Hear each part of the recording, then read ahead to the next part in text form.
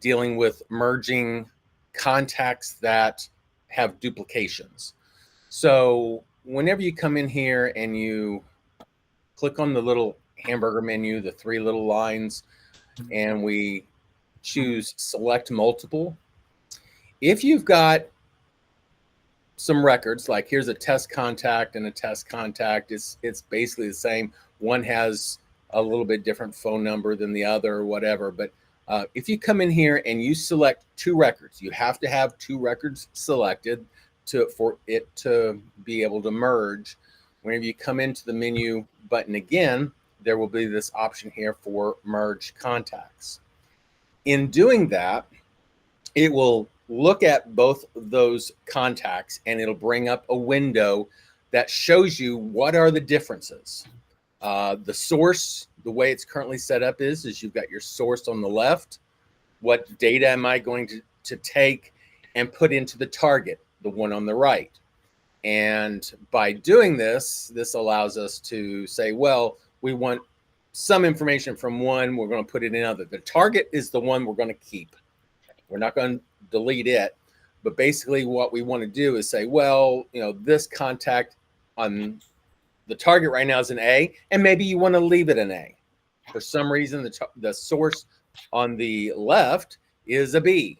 And because there's a difference, it's showing that there is a pink or reddish color field indicating that there is a difference of some sort.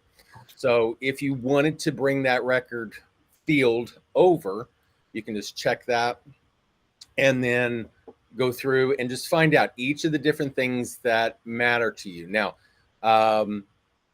this particular one has a last Google sync. One of the features that we will be pushing in the update is a Google sync. And realistically, that's not a field you would normally send over anyway, but any kind of date fields can be in there. Any other fields, there's note fields, there's URL fields, there's just all the different fields that are different from one to the other. You have the potential of moving them over. So if for some reason it's like, well, I really want to keep this one on the left, I want it to be the target, you can come up here and say flip source target. So whenever you do that, then it makes this one the one you're going to keep. And anything that you check on this side would then be sent over to the right. So basically you come over here, you set the status or network, in this case, the status and the source. I say move data. It puts it into this area to let you look at it, make sure it looks the way you want. If there's something that you don't like or don't want, you can choose revert and it will send it back to the other side. Once you get everything the way you want, then you can click on Save Changes.